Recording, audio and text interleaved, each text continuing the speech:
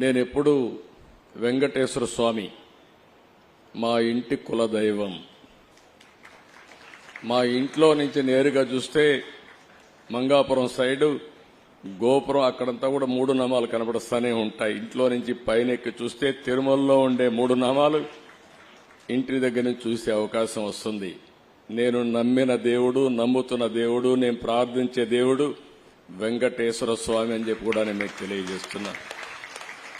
ప్రతిరోజు ఒక 2 నిమిషాలే నేను ఒకటే కోరుకుంటాను. దండం పెట్టుకొని 1 నిమిషం ప్రార్థన చేసి,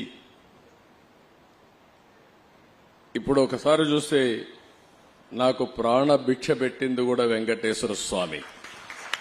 అదొక మిస్టరీ కూడా.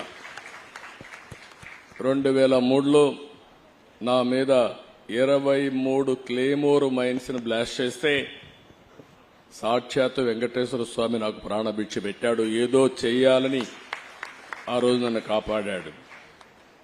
అలాంటి వెంకటేశ్వర స్వామిని నేను ప్రార్థించేది, నాకు శక్తి, సామర్థ్యాన్ని, తెలివితేటలు ఇవ్వండి. ప్రపంచంలోనే తెలుగు జాతి నెంబర్ 1 జాతిగా ఉండడానికి ఆశీర్వదించండి.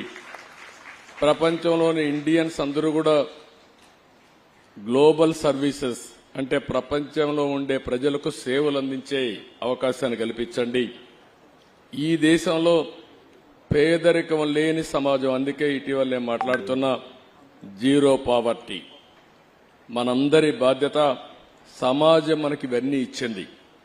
ఈరోజు నేను ఒక ముఖ్యమంత్రిగా ఉన్నా, రమణ గారు former chief justice of India అయినా, లేకపోతే వేదిక పైన ఉండే పెద్దలు కొంతమంది మంత్రులైనా, ఇక్కడికి ఉండేవాళ్లు వివిధ రంగాల్లో బ్రహ్మాండంగా రాణిస్తున్నా, ఇది మనకు సమాజమే ఈ అవకాశం ఇచ్చింది.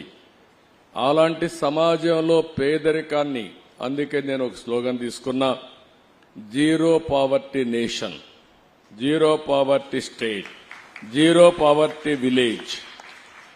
మనందరి బాధ్యత కావాలి.